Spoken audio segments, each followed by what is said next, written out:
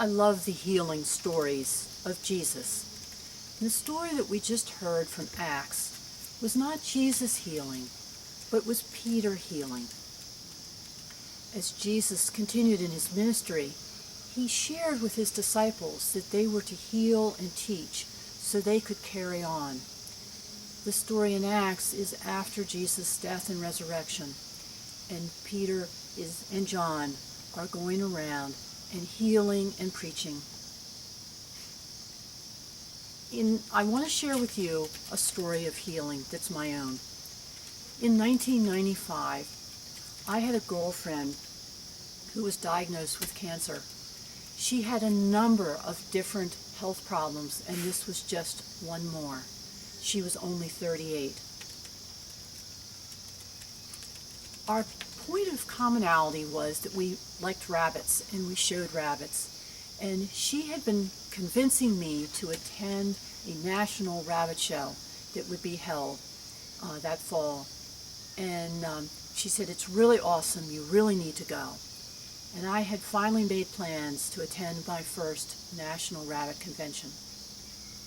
And this was when Robin was diagnosed with cancer.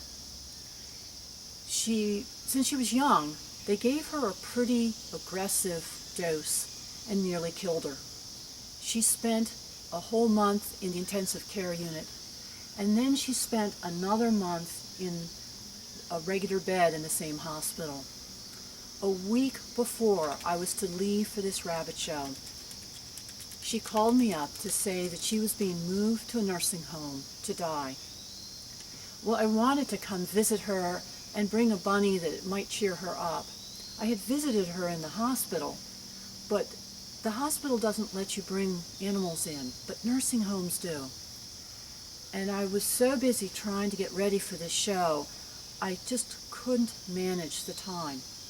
And she said, don't worry, but when you come back, come and visit me and tell me all about it." So I said, okay. Well, I got to this rabbit show, and just like Robin said, it was awesome. There were 20,000 rabbits there, all the different breeds, pretty much all the different varieties that are recognized. And in addition to the rabbit show, to having all the rabbits, there were different booths to go to learn things and see things to buy. And then there were also all these people that I had read about in magazines, but now I could meet them face to face and talk to them, and they were really nice.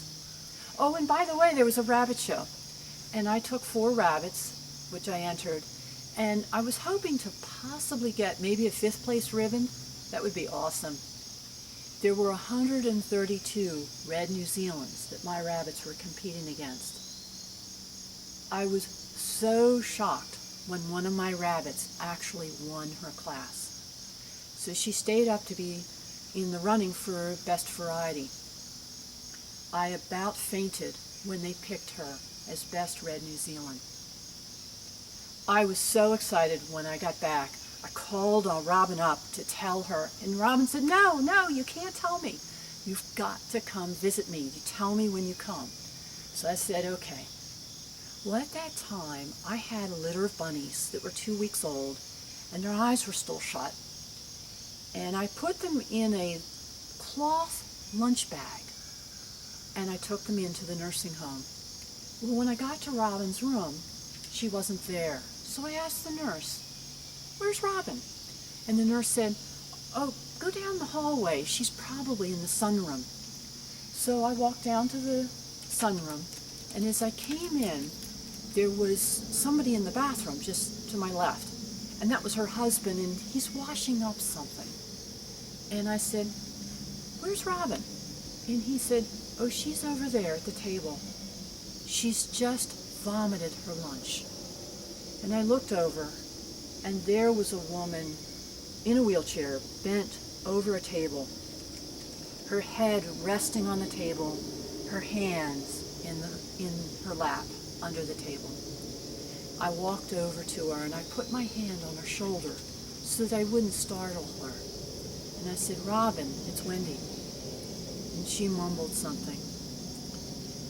So I took my baby bunnies and I slid them under the table onto her lap in between her hands. And I said to her, Robin, I want you to hold the baby bunnies that are the full brothers and sisters to the rabbit that just got Best Red New Zealand at the convention. She squealed. Her head popped up. She was so excited. She pushed her wheelchair back to be able to now see the bunnies and open up the top of the lunch bag and pet these 4 baby bunnies. I have never seen such a healing and transformation at that time.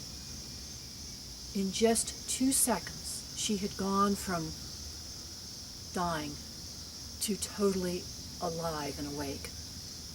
Her husband was there and watched this, and he was amazed as well. Robin left the nursing home a week later, and she went home. And she lived another 20 years, and it was a joy to have her continue as a friend. But it was also an eye-opener for me to see the power of the touch of these baby bunnies.